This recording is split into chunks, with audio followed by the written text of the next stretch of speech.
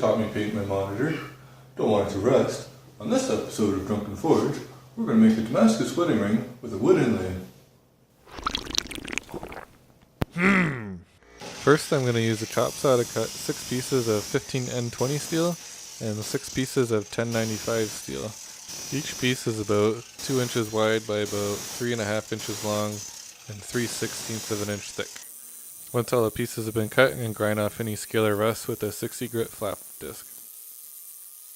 When welding all the layers together, I like to do 2 beads on the short side and 3 beads on the long sides. And I always like to weld the handle on, makes it much easier to forge. I heat the billet up just a bit and then put borax on it so it sticks to it. For forge welding, I get the metal to a bright yellow color. Typically I like to do 2 or 3 heats where I'm just concentrating on getting the layers to stick together, and then I'll start forging it to the shape I want it. In this case, I'm shaping it into a square bar so I can twist it, and then I can get a cool pattern for the rings. I have to be careful not to twist the metal when it gets too cold, or I'll end up shearing it apart. The ends tend to not get twisted very well, so I have to cut them off because it won't look very good for the pattern I'm trying to achieve. Now that I have the layers all welded together and twisted to get the pattern that I want, I'm going to forge this into a little block big enough where I can get about 3 rings out of it. Using the pneumatic press makes things go much quicker as opposed to using a hammer and an anvil. However, one day I would like to get a hydraulic press, be even faster but much more expensive. So this is our Damascus block.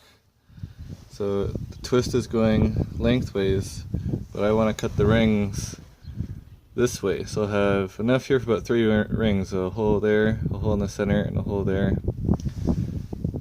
And we'll get the pattern that we're looking for. Now I'm going to take off all the scale and then cut them into 3 separate blocks. After grinding off all the scale and all the ridges from the twist, it's a little bit not square looking, so I'm going to put it back in the forge and square it up better. So I put it back in the forge, squared it up, took off the scale, and it's looking much squarer now. Next I'm going to cut it into 3 blocks and then drill holes through each one for my 3 rings.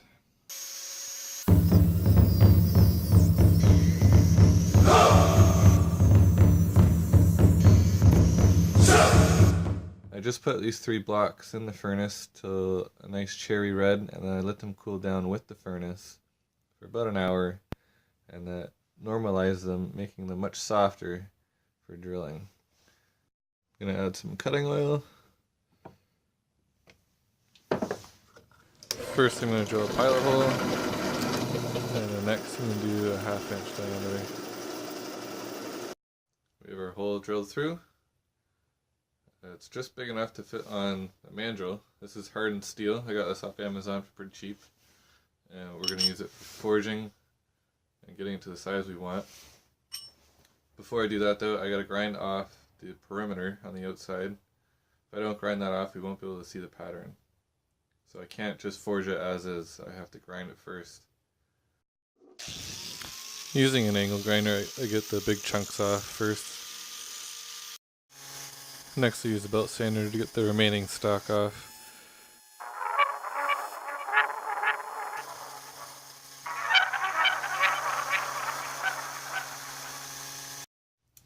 Okay, I've got the outside all ground down now. As you can see, it's not perfectly concentric from the outside diameter to the inside. That's perfectly fine. Even after you're forging it, it's not going to be perfect. Once we do the final grind and polish, then we'll get it nice and round. I bought a bunch of rings, sizing rings off Amazon for cheap. My friend wants a size 10.5. I'm going to be putting a wood inlay on the inside of the ring, so I need about 2 sizes bigger to fit that in. And then to account for stock removal, I'm going to forge it to a 12. So what I've done is on my mandrel, I've marked it with a wire. Now in the past I've tried to mark it with pencils or tape or something, and it always seems to, because it gets so hot, it always disappears.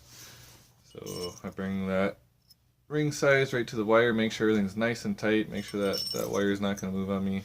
Because it's tapered, it shouldn't move the wrong way. And then once I forge it, I know once I get to the wire, I've gone far enough, and then I can do the final grind polish. When forging the ring, I just have it right out the mouth of the forge.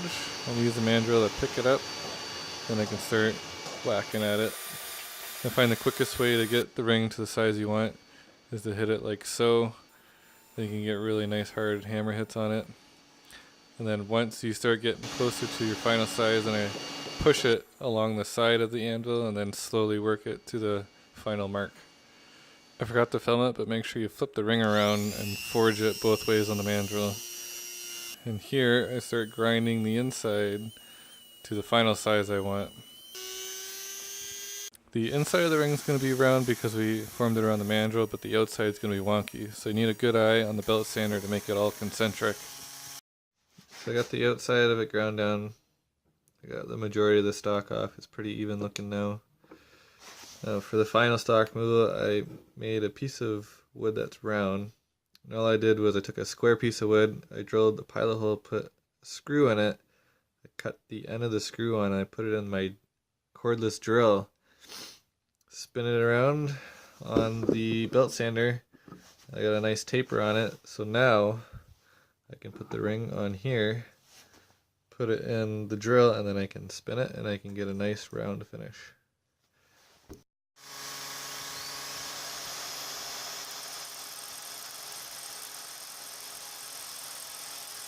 Using an angle grinder, I can get the width of the ring down to the size I need, and I'll double check it with the caliper. Using a small cutoff wheel on the rotary tool, I can cut the small grooves into the ring. Next I use a 200 grit sandpaper to get it all nice and smooth looking. Anything higher than that's not necessary because we're going to put it in the acid. I put the rings in ferric chloride acid for about 3 hours. Should be long enough to get the etching depth I want. So when you first pull it out, the ring's quite dark and you can't really see anything. That's all the black oxide buildup. And to neutralize the acid, you can just spray it with some Windex. The ammonium in the Windex is what neutralizes the acid. The other ring as well.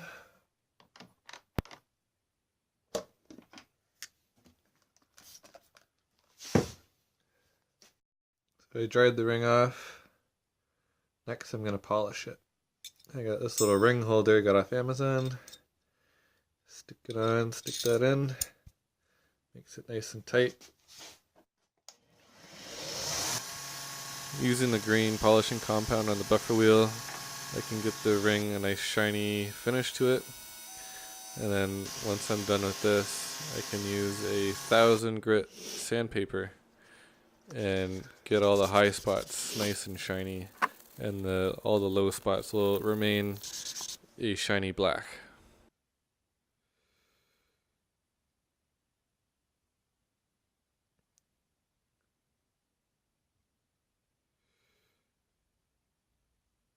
Now it's time to do the wood inlay on the inside of the ring.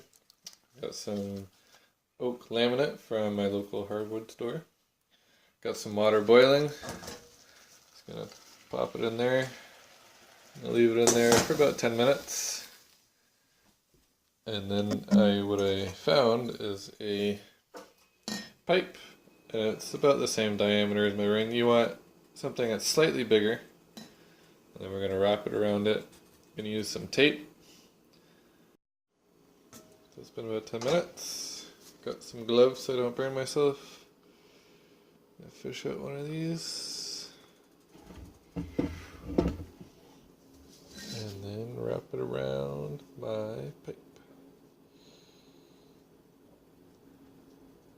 Gotta be really careful because the stuff cracks and splits very easily. Once I tape up the wood, to get it fully dry, I'll put it in the oven at 200 degrees Fahrenheit for about 20 minutes. And then next we can cut it to size and put it on the inside of the ring with some glue. Okay, we got the inside about as clean as I'm going to get it. Now what I'm using is a 2-part epoxy.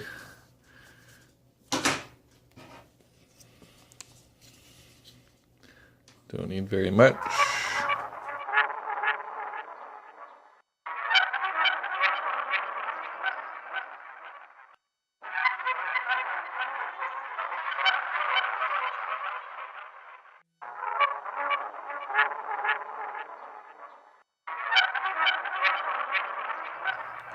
Alright, so I made 2 of these. I think something shrunk overnight.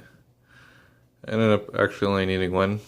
Everything seemed pressed quite tightly on both sides around the perimeter.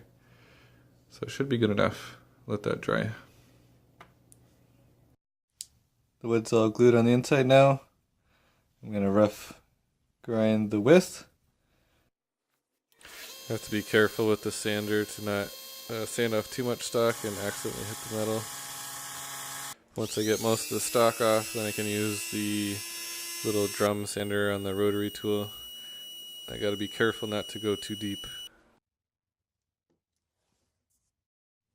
Now it's time to put the stain on the wood.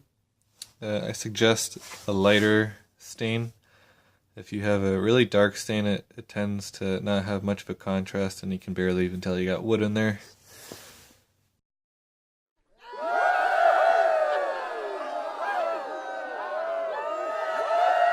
I think that's looking pretty good. Okay, we're going to put resin on the ring. I got this pour on high gloss finish stuff. It's 2 parts. Need 2 parts equal. Got them in the syringe so that I can measure it.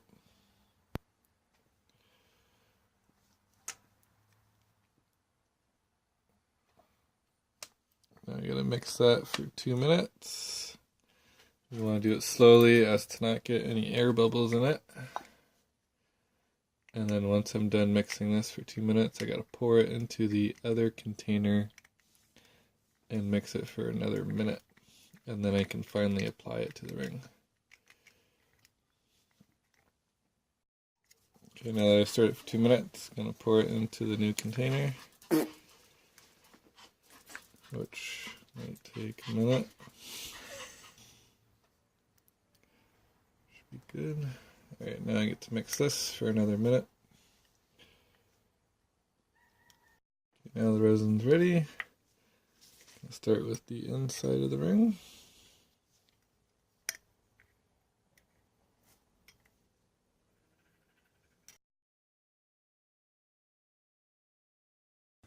Once I have the inside coated to a thickness that I wanted, I'm going to let it dry for 48 hours to fully cure.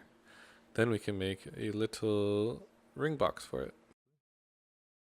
For the ring holder thingy, I took a branch and I cut a few slices off. Went to the dollar store to get a little hinge and a little clasp, and then I made this thing.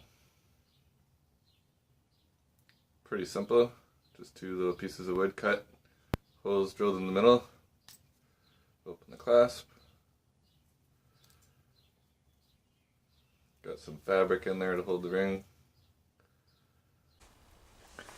This is what the ring looks like after many months of wearing it.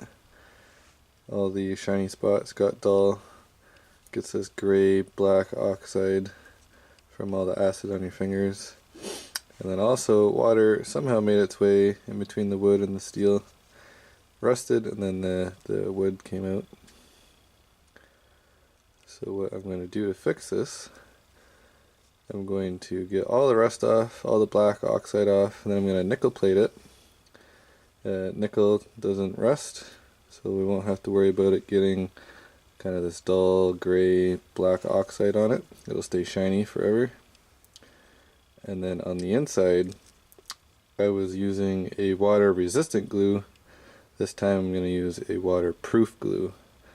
That'll also be over top of the nickel plating, plus I'm going to paint it on the inside, so all of that should help prevent this from happening in the future.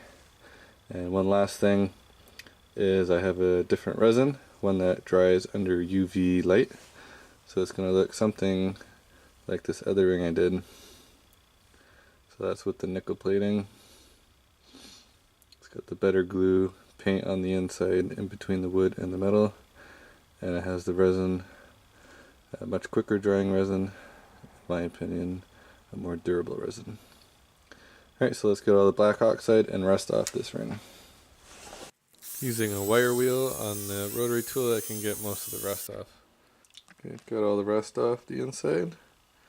Now we're going to get all that black oxide off the outside. Put it on my drill and the vise. And then I'm going to use a Scotch Brite pad on my Dremel. I would not recommend wire brush because you'll put kind of a messed up surface finish on your ring. This is much more delicate. So let's get going.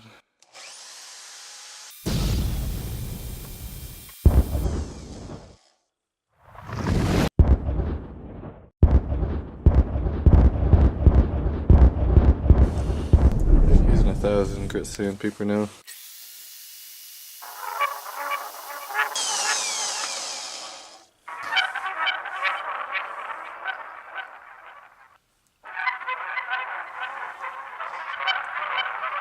To nickel plate the ring, we are going to need a jar of nickel acetate.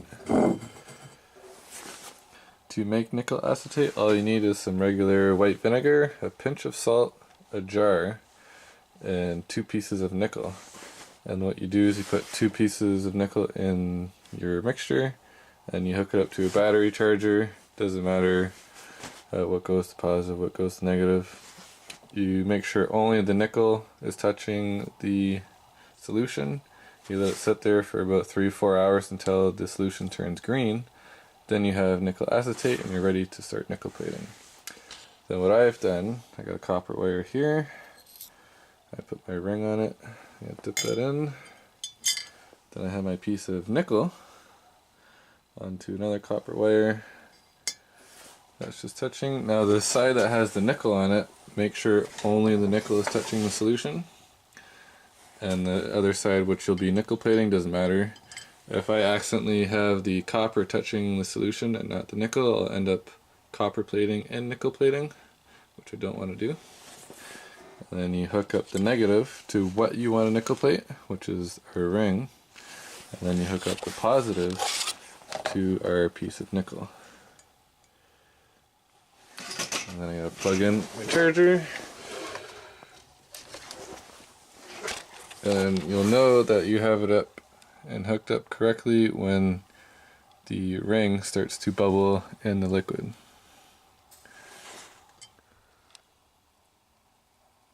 So now that we can see that our ring is bubbling, we know we have the correct negative clamp on it.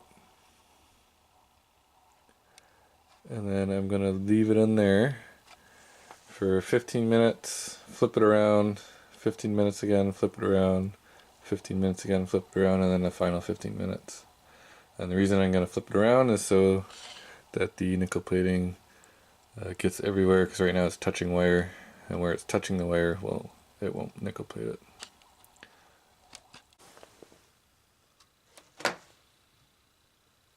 The nickel plating comes out with a bit of a dull look to it, so I'm going to put it under the buffing wheel really quickly to get it shiny. And then to get a nice contrast, I'm going to use a 1000 grit sandpaper really quickly, just on the high spots.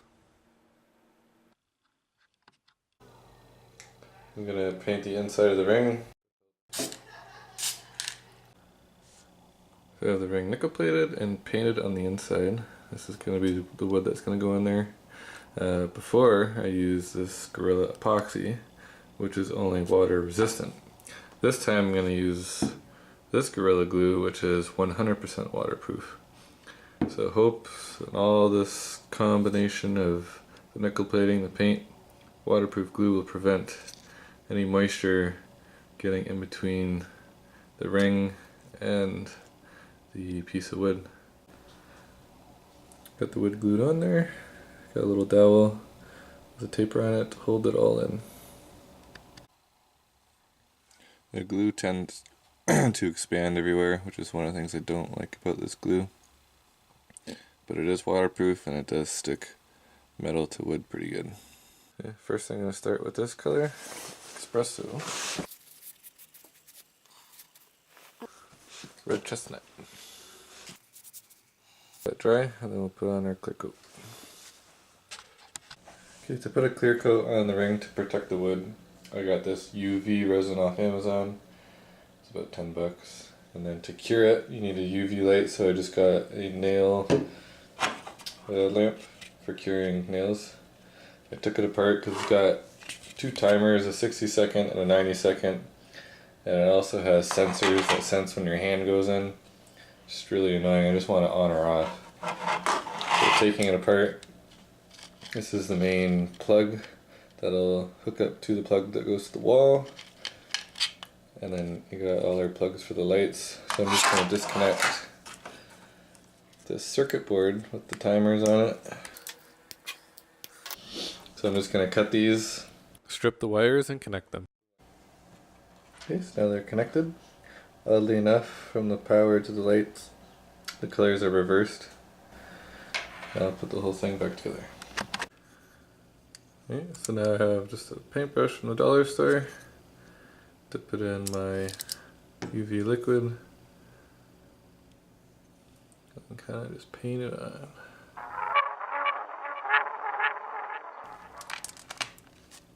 Alright, leave it in there for 5 minutes. Okay, these are the 3 Damascus rings. Obviously I didn't actually finish this one, maybe another day. But these are the 2 final products. Now let's go test them.